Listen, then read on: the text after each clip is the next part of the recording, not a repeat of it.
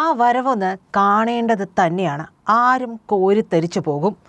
സ്വന്തം പ്രതിരോധ കോട്ടയിൽ അതിനെ പിന്തുടർന്നു വരുന്ന എയർക്രാഫ്റ്റുകളും, അതായത് എല്ലാ സൗകര്യങ്ങളോടും കൂടി അവിടേക്ക് ഏതെങ്കിലും ഒരു തരത്തിൽ ഈ പറക്കുന്ന ക്രെംലിനെ ആക്രമിക്കാനായിട്ട് ഏതെങ്കിലും ഒരുത്തൻ ശ്രമിച്ചിട്ടുണ്ടെങ്കിൽ ആ നിമിഷം അവൻ്റെ നെഞ്ച് തുളയ്ക്കുന്ന രീതിയിൽ അകമ്പടിയോടുകൂടി വരുന്ന റഷ്യൻ പ്രസിഡന്റ് പുടിൻ. ആ വരവ് കണ്ട് എല്ലാവരും ഒന്ന് അമ്പരന്നു. ഇത്രയും അമ്പരന്ന് നിന്ന മറ്റേതെങ്കിലും ഒരു നേതാവിൻ്റെ വരവുണ്ടോ എന്നുള്ളത് സംശയമാണ്. എന്തായാലും അദ്ദേഹം ഇവിടെ എത്തുകയാണ്. ഇവിടെ എത്തുമ്പോൾ എല്ലാ പ്രോട്ടോക്കോളും ലംഘിച്ചുകൊണ്ട് നമ്മുടെ പ്രധാനമന്ത്രി നരേന്ദ്രമോദി അദ്ദേഹത്തെ അവിടെ ചെന്ന് സ്വീകരിക്കുകയാണ്. ഫ്ലൈറ്റിൽ നിന്ന് ഇറങ്ങി വരികയാണ് പുടിൻ. ആ പുടിനെ കണ്ടുകൊണ്ട് കൈകൾ രണ്ടും പിടിച്ചുകൊണ്ട് സ്നേഹത്തോടെ സന്തോഷത്തോടെ കൈകൾ പിടിച്ചുകൊണ്ട് കുശലം പറയുന്നു, പിന്നീട് ഹഗ് ചെയ്യുന്നു. റഷ്യൻ പ്രസിഡന്റ് പുടിൻ അങ്ങനെ എല്ലാവരെയും ഒന്ന് ഹഗ് ചെയ്യാറില്ല. പക്ഷേ അദ്ദേഹം എപ്പോൾ എവിടെ വെച്ച് കണ്ടാലും ഒന്ന് ഹഗ് ചെയ്ത് പുറത്ത് തട്ടുന്ന ഒരേ ഒരു നേതാവ് ഒരു പക്ഷേ നരേന്ദ്രമോദി ആയിരിക്കാം. അങ്ങനെയാണ് കണ്ടിട്ടുള്ളത്. എന്തായാലും റഷ്യൻ പ്രസിഡന്റ് പുടിൻ റഷ്യയിൽ നിന്ന് പുറപ്പെടും മുമ്പ് പറഞ്ഞിട്ടുള്ള ചില വാചകങ്ങളുണ്ട്. അത് നമ്മൾ വളരെ ശ്രദ്ധയോടെ ഒന്ന് കേൾക്കേണ്ടത്, ഒന്ന് അറിഞ്ഞിരിക്കേണ്ടത് അത്യാവശ്യമാണ്. നിങ്ങളെല്ലാവരും അറിഞ്ഞു കാണും. എന്താണ് പറഞ്ഞത്? ഇന്ത്യയുടെ ഭാഗ്യമാണ് മോദിയെ പോലൊരു നേതാവ്. അദ്ദേഹം ഇന്ത്യക്ക് വേണ്ടിയാണ് ജീവിക്കുന്നത് എന്നുമാണ് പുടിൻ പ്രശംസിച്ചത്. ശരിയാണ്. കുറച്ച് നമുക്കൊന്ന് നോക്കിയേ, ഇത്രയൊക്കെ ഒന്ന് ചക്കരവാരി വിതരണോ എന്ന് നമുക്ക് സംശയം തോന്നും. പക്ഷേ ഇതിന് മുൻപേയും പറഞ്ഞിട്ടുണ്ട്. അതിൽ ഒന്ന് രണ്ട് കാര്യങ്ങൾ നമുക്ക് നോക്കാം. ഇതിനു മുമ്പ് അദ്ദേഹം പറഞ്ഞത് ഈ US-ൻ്റെ സമ്മർദ്ദ നീക്കങ്ങൾ തുടർന്നുകൊണ്ടിരുന്ന സമയത്താണ് റഷ്യൻ പ്രസിഡന്റ് പറയുകയാണ്, ഇന്ത്യ ആരുടെ മുമ്പിലും അപമാനം സഹിക്കത്തില്ല, മോദി വളരെ ബുദ്ധിമാനായിട്ടുള്ള നേതാവാണ് എന്ന് പറയുന്നുണ്ട്. അതിനു മുമ്പ് റഷ്യൻ പ്രസിഡന്റ് പുടിൻ പറയുകയാണ്, അദ്ദേഹത്തെ ഭയപ്പെടുത്താനൊന്നും ആവില്ല, നിർബന്ധത്തിന് വഴങ്ങി തീരുമാനങ്ങളും എടുപ്പിക്കാൻ കഴിയില്ല. മറ്റൊന്ന് അദ്ദേഹം പറഞ്ഞത്, ദേശീയ താൽപ്പര്യങ്ങൾ സംരക്ഷിക്കുന്നതിന് കടുത്ത തീരുമാനങ്ങൾ എടുക്കുന്ന ഒരു നേതാവ് കൂടിയാണ് ഇന്ത്യയുടെ പ്രധാനമന്ത്രി നരേന്ദ്രമോദി എന്നാണ്. ഇത് അദ്ദേഹം മോദിയെക്കുറിച്ച് പറഞ്ഞിട്ടുള്ള ഏതാനും ചില വാചകങ്ങൾ മാത്രമാണ്. പക്ഷേ ഇതിൻ്റെ ഒരു ആകെ തുക എടുത്തു നോക്കും. ആരായിരുന്നു റഷ്യൻ പ്രസിഡന്റ്? ഒരു സ്പൈ ആയിരുന്നു. ഈ സ്പൈ വർക്ക് കൃത്യമായിട്ട് അറിയാവുന്ന രണ്ട് പ്രധാനമന്ത്രിയാണ് ഉള്ളത്. ഒന്ന് റഷ്യയുടെ പ്രസിഡന്റ് പുടിനാണ്, രണ്ടാമത്തേത് ഇസ്രായേൽ പ്രധാനമന്ത്രി ബെഞ്ചമിൻ നെതന്യാഹു ആണ്. അവർ രണ്ടുപേരെക്കുറിച്ച് നമുക്ക് മറ്റൊരു വീഡിയോയിൽ വിശദമായിട്ട് പറയാം. എന്തായാലും ഇത്തരത്തിൽ ആളുകളെ വളരെ കൃത്യമായിട്ട്, അതായത് സ്പൈ വർക്ക് അങ്ങനെയാണല്ലോ, വളരെ കൃത്യമായിട്ട് സസൂക്ഷ്മം വീക്ഷിച്ച് ഓരോ കാര്യങ്ങളും ബ്രേക്ക് ചെയ്യുന്ന രീതിയിലേക്ക് ബുദ്ധി പ്രവർത്തിക്കുന്നവരെയാണ് സ്പൈ ആയിട്ട് വെക്കാറുള്ളൂ. അപ്പോൾ അത്തരത്തിൽ കഴിവ് തെളിയിച്ചിട്ടുള്ള ഒരു പ്രസിഡന്റ് പറയുകയാണ്, നമ്മുടെ പ്രധാനമന്ത്രി നരേന്ദ്രമോദി നമ്മുടെ ഭാഗ്യമാണ് എന്നുള്ളത്. ഇത് കേട്ടതോടുകൂടി പലർക്കും ഒരു കോടി പുച്ഛം, ഒരു ലോഡ് പുച്ഛമൊക്കെ തോന്നാം. പക്ഷെ ഒന്ന് ആലോചിച്ച് നോക്കൂ, നമ്മുടെ രാജ്യത്ത് ഏതെങ്കിലും ഒരു തരത്തിലുള്ള ഒരു തീവ്രവാദ പ്രവർത്തനങ്ങൾ, ഭീകരവാദ പ്രവർത്തനങ്ങളൊക്കെ നടന്നിട്ട് കുറച്ച് നാളുകളായി അല്ലേ? ഈ കഴിഞ്ഞിടക്ക് ഒന്ന് സംഭവിച്ചു.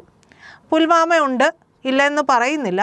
പക്ഷേ എത്രയോ കാലങ്ങൾ എടുത്തതിന് ശേഷം അവരുടെ കയ്യിൽ നിന്ന് ഈ ഒരു ചെങ്കോട്ട സ്ഫോടനം പോലും അങ്ങനെയാണെന്നാണ് പറയുന്നത്. അവരുടെ കയ്യിൽ നിന്ന് വഴുതിപ്പോയതാണ് ഈ ഒരു അവരുടെ പ്രധാനപ്പെട്ട ലക്ഷ്യമെന്ന് പറയുന്നത്. ആ വഴുതിപ്പോയതിനിടയ്ക്ക് വെച്ചിട്ടാണ് ചെങ്കോട്ട സ്ഫോടനം പോലും നടക്കുന്നത്. അപ്പോൾ അത്രയും സസൂക്ഷ്മമായിട്ട് നമ്മുടെ രാജ്യത്തെ ഓരോ പ്രവർത്തനങ്ങളെയും അദ്ദേഹം നിരീക്ഷിക്കുന്നുണ്ട്. അദ്ദേഹത്തിനൊപ്പമുള്ള വിങ് നിരീക്ഷിക്കുന്നുണ്ട്. അദ്ദേഹം ഉറക്കമൊഴിച്ച് ഇന്ത്യയുടെ പുരോഗതിക്ക് വേണ്ടുന്ന, ഇന്ത്യയുടെ സുരക്ഷയ്ക്ക് വേണ്ടുന്ന ഓരോ കാര്യങ്ങളും ചെയ്യുമ്പോൾ സ്വാഭാവികമായും ഒപ്പം നിൽക്കുന്നവർക്കും അത്തരത്തിൽ പ്രവർത്തിക്കേണ്ടി വരും. അല്ലാതെ അദ്ദേഹം വളരെ ആലസ്യത്തിൽ നടക്കുകയും മറ്റുള്ളവരെ കൊണ്ട് പണിയെടുപ്പിക്കുകയാണെങ്കിലോ നടപടിയാവുന്ന കാര്യങ്ങളൊന്നുമല്ല. നമ്മൾക്ക് കുറച്ച് വർഷക്കാലം അല്ലേ, ഏതാണ്ട് 10-60 വർഷം നമ്മുടെ രാജ്യം ഭരിച്ച പാർട്ടിയെക്കുറിച്ച് അറിയാം. എത്രയോ ഭീകരാക്രമണങ്ങൾ, നമ്മുടെ എത്രയോ ജവാന്മാർ, ഇതെല്ലാം അവരുടെയെല്ലാം ജീവൻ നഷ്ടപ്പെട്ടിട്ടും യാതൊരു മര്യാദയുമില്ലാതെ, ഉളുപ്പുമില്ലാതെ, ഒരു ലേശം പോലും ഉളുപ്പുമില്ലാതെ പാകിസ്ഥാൻ്റെ മുമ്പിൽ അമേരിക്കയുടെ സമ്മർദ്ദത്തിന് വഴങ്ങിക്കൊണ്ട് അവിടെ പീസ് ടോക്കിന് പോയിട്ടുള്ള പ്രധാനമന്ത്രിമാരെയും നമുക്കറിയാം. അതിനുവേണ്ടി പ്രവർത്തിച്ചിട്ടുള്ള ഒരു ഭരണകൂടത്തെയും നമുക്കറിയാം. അതിൻ്റെ ഒരു തെളിവാണ് ഈ കഴിഞ്ഞിടയ്ക്ക് പി ചിദംബരം, മുൻ കേന്ദ്ര ആഭ്യന്തരമന്ത്രി കൂടിയായിരുന്ന പി ചിദംബരം പറഞ്ഞത്. അപ്പോൾ അത്തരത്തിലുള്ള ആളുകളെ കണ്ടു വളർന്ന അല്ലെങ്കിൽ കണ്ട് ശീലിച്ച നമുക്ക് മുമ്പിലേക്ക് നേരെ തിരിച്ച് ഒരു വ്യക്തിത്വമാണ് വരുന്നത്. BJP അവതരിപ്പിച്ചു, BJP വീണ്ടും ഭരിക്കുകയാണ്. നമുക്ക് പലതരത്തിലുള്ള വിമർശനങ്ങളുമൊക്കെ പറയാമെങ്കിലും നമ്മൾ ഇടയ്ക്കൊക്കെ സ്വയം ഒന്ന് ആലോചിച്ച് നോക്കണം. നമ്മുടെ രാജ്യത്ത് ഇപ്പോഴുണ്ടായിട്ടുള്ള ഈ പുരോഗതിയൊന്നും ഇല്ല എന്ന് പറയാൻ വേണ്ടുന്ന തരത്തിലുള്ള നീക്കങ്ങളും താല്പര്യങ്ങളും ഒക്കെ അനുസരിച്ചിട്ടുള്ള അജണ്ടകൾക്കൊക്കെ അനുസരിച്ച് പ്രവർത്തിക്കുന്ന പല മാധ്യമങ്ങളുമൊക്കെ ഉണ്ട്. പക്ഷേ എന്നിരുന്നാൽ പോലും നമ്മൾ ഓരോരുത്തരും ഓരോ പൗരൻ എന്ന നിലയിൽ ഒന്ന് എടുത്തു വെച്ച് ഒന്ന് ലിസ്റ്റ് ചെയ്ത് നോക്കണം. എന്തൊക്കെയാണ് നമ്മുടെ രാജ്യത്ത് ഈ കഴിഞ്ഞ 10 വർഷത്തിനിടയിലൊക്കെ വന്നിട്ടുള്ളത്, എന്തൊക്കെ സംഭവിച്ചു, എന്തൊക്കെ കോട്ടങ്ങൾ സംഭവിച്ചു. നിഷ്പക്ഷമായിട്ട് നോക്കണം കേട്ടോ. അല്ലാതെ നോക്കിക്കഴിഞ്ഞിട്ടുണ്ടെങ്കിൽ ഈ പുടിൻ എന്തുകൊണ്ടാണ് മോദിയെ ഇത്തരത്തിൽ പറഞ്ഞത് എന്നുള്ളത് നമുക്ക് മനസ്സിലാവില്ല. നമുക്ക് ഇത് കഴിഞ്ഞു പോയ കാലയളവിലുള്ളതെല്ലാം ഒന്ന് ലിസ്റ്റ് ഇട്ട് നോക്കൂ. മുന്നോട്ടല്ലാതെ ഒരു കാൽ പിന്നോട്ടടിച്ചിട്ടില്ല ഇന്ത്യക്ക്. ഇന്ത്യ ഒരിക്കലും പിന്നോട്ടടിച്ചിട്ടില്ല എന്നുള്ളതിൻ്റെ ശക്തമായിട്ടുള്ള തെളിവ് ഏറ്റവും ഒടുവിൽ സംഭവിച്ചത് എന്താണ്? അമേരിക്കയുടെ താരിഫാണ്. ചൈന നമ്മളുമായിട്ട് സൗഹൃദത്തിൽ ഏർപ്പെട്ടതുകൂടിയാണ്. മറ്റൊന്ന്, നമ്മുടെ രാജ്യത്തിനുള്ളിൽ നോക്കുക. ആ രാജാവ്, ചാണക്യൻ പറയുന്നത് പോലെ, രാജാവ് സത്യസന്ധനായതുകൊണ്ടാണ് എല്ലാ വിരലുകളും അദ്ദേഹത്തിന് നേരെ, അതായത് എല്ലാ ശത്രുക്കളും ഒരുമിച്ച് നിന്നുകൊണ്ട് അദ്ദേഹത്തിന് നേരെ വിരൽ ചൂണ്ടുന്നത്. അദ്ദേഹത്തിന് സത്യസന്ധമായി കാര്യങ്ങൾ ചെയ്യാം. എന്തുകൊണ്ടാണെന്നറിയാമോ? കുടുംബം എന്ന് പറയുന്ന, കുടുംബത്തെ സംരക്ഷിക്കേണ്ട ഒരു ബാധ്യത അദ്ദേഹത്തിനില്ല. അദ്ദേഹം ഒരു രാഷ്ട്രീയ സ്വയം സേവകനായിരുന്നു. അതുകൊണ്ട് രാഷ്ട്രത്തെ എങ്ങനെ മാനിക്കണം, രാഷ്ട്രത്തെ എങ്ങനെ ബഹുമാനിക്കണം, ആ രാഷ്ട്രത്തിൻ്റെ കുതിപ്പിന് വേണ്ടി എന്തെല്ലാം ചെയ്യണം എന്നുള്ളതായിരുന്നു. അദ്ദേഹം മുഖ്യമന്ത്രി തരത്തിലേക്ക് അല്ലെങ്കിൽ രാഷ്ട്രീയത്തിലേക്ക് വരുന്നതിന് മുമ്പ് കുറേ നാൾ സന്യാസിയായിരുന്നു എന്നുള്ളത് നിങ്ങൾക്കറിയാമോ? അദ്ദേഹം സ്വയം തേടിക്കൊണ്ടിരിക്കുകയായിരുന്നു. അദ്ദേഹത്തിന് ആ സന്യാസ ജീവിതത്തിലൂടെ കിട്ടിയിട്ടുള്ള ആർജവമുണ്ട്. ആ ആർജവം, അതിലൂടെ കിട്ടിയിട്ടുള്ള ഒരു ആത്മബലമുണ്ട്. അത്തരത്തിലുള്ള കാര്യങ്ങളെല്ലാം ചേർത്ത് വെച്ചത് തന്നെയാണ് നമ്മുടെ പ്രധാനമന്ത്രി നരേന്ദ്രമോദി. പിന്നീട് RSS വാർത്തെടുത്തിട്ടുള്ള ഒരു, എന്താ പറയുക, ആർക്കും നിഷേധിക്കാൻ കഴിയാത്ത നേതാവ് കൂടിയായി മാറുകയാണ് മോദി. ഇതിനുമൊക്കെ അപ്പുറം നിങ്ങൾക്ക് ഒരുപാട് കാര്യങ്ങൾ മോദിയെക്കുറിച്ച് പറയാനുണ്ടാകും.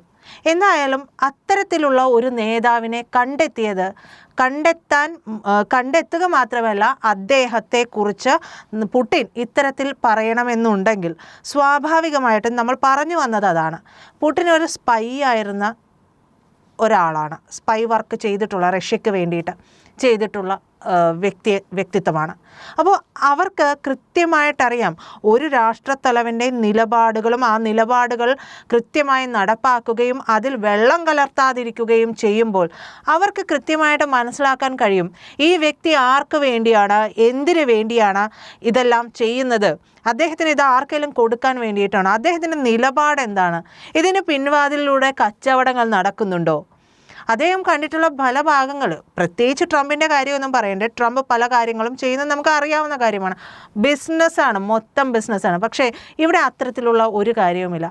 നരേന്ദ്രമോദി എന്ന് പറയുന്ന നേതാവിനെ പുടിൻ എന്ന് പറയുന്ന റഷ്യൻ പ്രസിഡന്റ്, നോക്കൂ, ഏകാധിപതിയാണ്, ലോകത്തെ നമ്പർ 1 എന്ന് പറയുന്ന രാജ്യത്തിൻ്റെ സർവാധിപതിയാണ് പുടിൻ. ആ പുടിനാണ് പല ഘട്ടങ്ങളിലായിട്ട് മോദിയെക്കുറിച്ച് ഇത്തരത്തിൽ പറയുന്നത്. പുടിന് പോലും ഒഴിച്ചുകൂടാൻ പറ്റാത്ത, അല്ലെങ്കിൽ പുടിനെ ഏറ്റവും വിശ്വസിക്കാൻ കഴിയുന്ന ഒരു നേതാവ് എന്ന് പറഞ്ഞിട്ടുണ്ടെങ്കിൽ അത് മോദിയാണ്.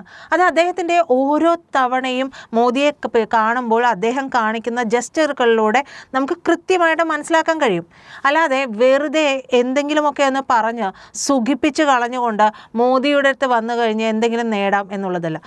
ഒരുമിച്ച് ഈ രണ്ട് രാഷ്ട്രത്തിന്, അതായത് നട്ടെല്ലുള്ള രണ്ട് തലവന്മാർ ഒരുമിച്ച് നിന്നിട്ടുണ്ടെങ്കിൽ പലർക്കും അതൊരു മുന്നറിയിപ്പാണ് എന്നുള്ളത് പുടിന് നന്നായിട്ടറിയാം. നമ്മുടെ രാജ്യത്തുള്ള നമ്മുടെ ഈ 0.5 എന്ന് പറയുന്ന ഈ ആഭ്യന്തര ശത്രുക്കളുണ്ടല്ലോ, അവർക്കറിയില്ല, പ്രതിപക്ഷത്തിന് തീരെ അറിയില്ല. കാരണം പ്രതിപക്ഷത്തിൻ്റെ ലക്ഷ്യം ഇതല്ല.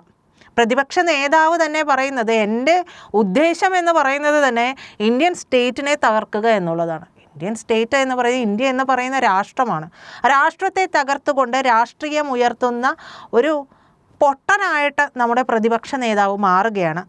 അങ്ങനെ പ്രതിപക്ഷം മാറുകയോ എന്താണെന്ന് വെച്ചാൽ അവർ ചെയ്യട്ടെ. പക്ഷേ ഇന്ത്യയെ ആരുടെ മുമ്പിലും തല താഴ്ത്താത്ത രീതിയിൽ വളർത്തിയിട്ടുണ്ട് മോദി. ആ മോദിയെ തിരിച്ചറിയാനായിട്ട് എന്തായാലും റഷ്യൻ പ്രസിഡൻറ്റിന് വരെ കഴിഞ്ഞിട്ടുണ്ട്. അദ്ദേഹത്തിൻ്റെ പുകഴ്ത്തൽ എന്ന് പറയുന്നത് ഉള്ളിൽ നിന്ന് വരുന്ന പുകഴ്ത്തൽ തന്നെയാണ്. അതിനെ വെറുതെ ഒരു പഞ്ചാര വർത്തമാനം അല്ലെങ്കിൽ മനഃപൂർവ്വം എന്തെങ്കിലുമൊക്കെ നേടിയിട്ട് പോകാൻ വേണ്ടി പറയുന്ന ഒരു വർത്തമാനം എന്ന് പറഞ്ഞുകൊണ്ട് ഒരിക്കലും തള്ളിക്കളയാൻ പറ്റില്ല. മോദിയെ തിരിച്ചറിഞ്ഞ നല്ല നട്ടിലുള്ള നെഞ്ചുറപ്പുള്ള നേതാക്കന്മാരിൽ ഒരാൾ തന്നെയാണ് റഷ്യൻ പ്രസിഡന്റ് പുടിൻ. പ്രിയപ്പെട്ട പ്രേക്ഷകരെ, നിങ്ങൾക്ക് ഈ വീഡിയോ ഇഷ്ടപ്പെട്ടു എന്ന് കരുതുന്നു. ഇന്ത്യ ലൈവ് പ്രവർത്തനം ആരംഭിച്ചിട്ട് 1 മാസം പൂർത്തിയാവുകയാണ്. 1 മാസത്തിനുള്ളിൽ നിങ്ങളുടെ ഭാഗത്തുനിന്ന് വലിയ പിന്തുണയാണ് ഇന്ത്യ ലൈവിന് കിട്ടിയിട്ടുള്ളത്. ഈ ചാനലിൻ്റെ വിജയം എന്ന് പറയുന്നത് നിങ്ങൾ ഓരോരുത്തരും നൽകുന്ന അകമഴിഞ്ഞ പിന്തുണയാണ്. ഈ പിന്തുണ നിങ്ങൾ വീഡിയോകൾ കണ്ട് ഞങ്ങൾക്ക് നൽകുന്നുണ്ട്. ഞങ്ങളുടെ വീഡിയോകൾ എല്ലാ ദിവസവും ലക്ഷക്കണക്കിന് ആളുകൾ കാണുന്നുണ്ട്. പക്ഷേ നിർഭാഗ്യം എന്ന് പറയട്ടെ, നിങ്ങളുടെ ഒരു ചെറിയ അശ്രദ്ധ ഞങ്ങൾക്ക് കൂടുതൽ സഹായം ലഭിക്കുന്നതിന് തടസ്സമാകുന്നുണ്ട്. അതായത് നമ്മുടെ വീഡിയോ കണ്ടതിന് ശേഷം ദയവായി ആ വീഡിയോ ഒന്ന് സബ്സ്ക്രൈബ് ചെയ്യുക, ചാനൽ ഒന്ന് സബ്സ്ക്രൈബ് ചെയ്യുക, അതിൻ്റെ ബെൽ ബട്ടൺ കൂടി ഒന്ന് അമർത്ത്. 1 മിനിറ്റിന് താഴെ സമയം വേണ്ടുന്ന ഒരു കാര്യമാണ്. അങ്ങനെ ചെയ്താലേ നമുക്ക് ഈ ചാനൽ ഇനി മുന്നോട്ട് പോകാൻ കഴിയൂ. നിങ്ങൾ ഓരോരുത്തരും ദയവായി ഈ വീഡിയോ കണ്ടതിന് ശേഷം നമ്മുടെ ചാനൽ ഇന്ത്യ ലൈവ് സബ്സ്ക്രൈബ് ചെയ്യാൻ മറക്കരുത്. ആ ബെൽ ബട്ടൺ കൂടി ഒന്ന് അമർത്തണം. ഇത് ഈ ചാനലിനെ നിലനിർത്താൻ നിങ്ങൾ നൽകുന്ന ഏറ്റവും വലിയ സഹായമായിരിക്കും. ഈ സഹായമാണ് ഞങ്ങൾക്ക് വേണ്ടത്. ഇങ്ങനെ നിങ്ങളുടെ സഹായമുണ്ടെങ്കിൽ മാത്രമേ ഞങ്ങൾക്ക് തുടർന്നും മറ്റാരും പറയാത്ത സത്യങ്ങളും വാർത്തകളുമായി നിങ്ങളുടെ മുന്നിൽ വരാൻ കഴിയൂ.